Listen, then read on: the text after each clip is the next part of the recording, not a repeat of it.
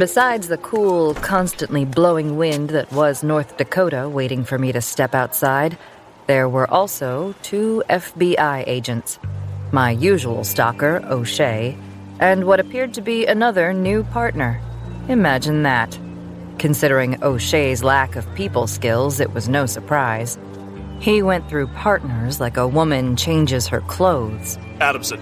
I flinched at the use of my surname, a name I didn't use anymore. Not since I'd started searching for kids nearly 10 years ago. His partner, a shorter version of O'Shea, I barely noticed. No angry vibes coming off that one. With O'Shea as his partner, I suspected he was taking a regular dose of Ativan just to get through the day. I would be, if I were in his shoes. What? My distant teenage persona came to the surface with a snapback. He really brought out the best in me. He didn't look like your typical Irishman, with his dark eyes and hair, but his temper fit. Standing at least 6'3", he was one of very few men able to intimidate me. And it wasn't just his height or the size of his muscled body. It was the history between us. For 10 years, he'd been trying to pin murder charges on me, and for 10 years, I'd stayed free. It rubbed him the wrong way for some reason. Millie, my closest friend and confidant, long ago suggested I try flirting with him to freak him out and throw him off his game. Lately, I'd been considering it. I'd tried just about everything else, and I really just wanted him off my case.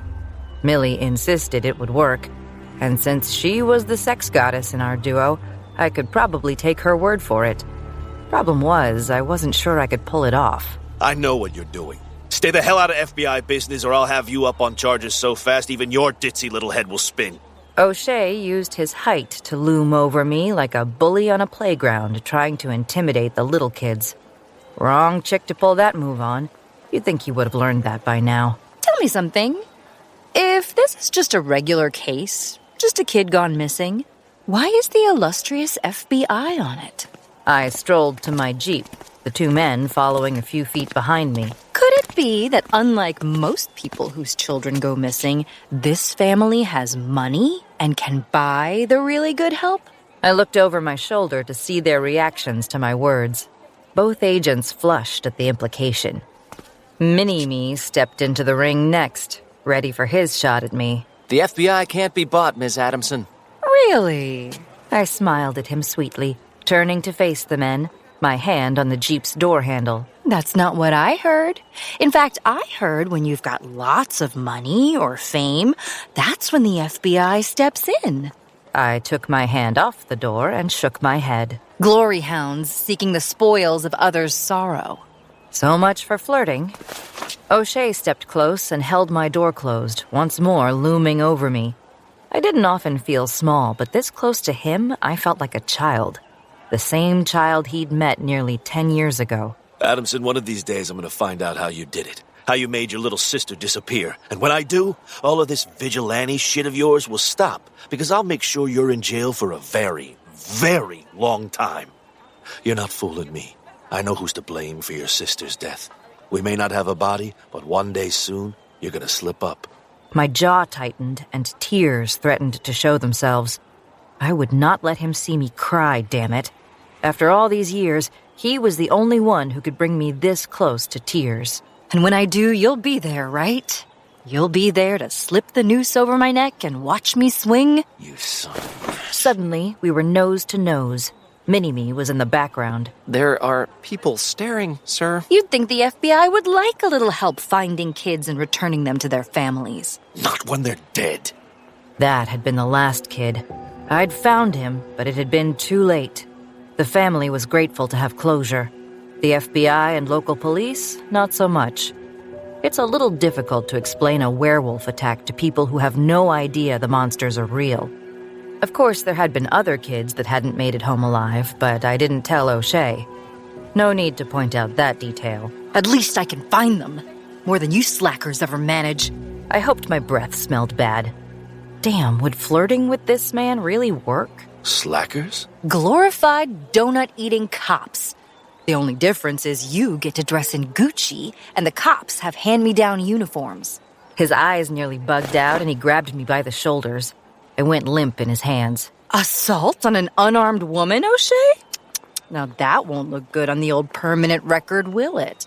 He didn't drop his hands, not right away. Since when do you go anywhere without your blades?